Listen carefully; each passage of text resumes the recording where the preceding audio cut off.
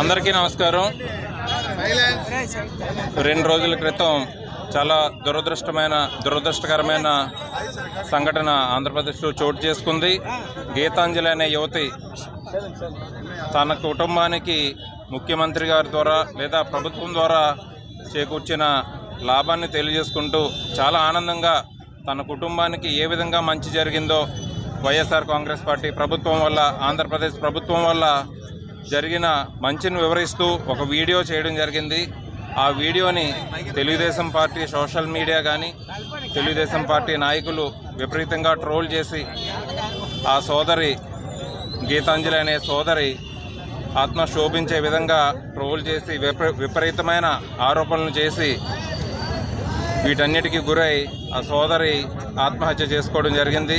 దీనికి ప్రధాన కారణం తెలుగుదేశం పార్టీ నాయకులు, తెలుగుదేశం పార్టీ సోషల్ మీడియాలా కాకుండా టెర్రరిజం లాగా వ్యవహరించి ఆ యువతని పీడించి ఆత్మహత్య చేసుకునేలా చేసిన తెలుగుదేశం పార్టీకి ప్రజలు బుద్ధి చెప్పాలి.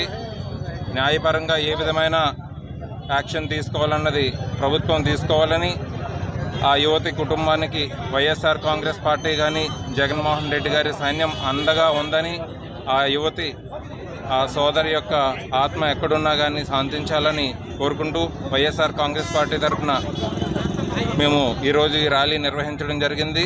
అంటే ఈ విధమైన సంఘటనలు రాష్ట్రంలో ఎప్పుడూ లేనట్టు విధంగా 2-3 పార్టీలు జతకట్టి, అంటే మేమేం చెప్పినా ఏం చేసినా చెల్లుతుంది అనేటువంటి ఒక విధానంగా సోషల్ మీడియాలో, రోడ్ల మీదే కాదు సోషల్ మీడియాలో కూడా బెదిరించి ట్రాల్ చేసి ఆ యువతులు సోదరిమణులు ఆత్మహత్య చేసుకునేలా చేస్తున్నాయి.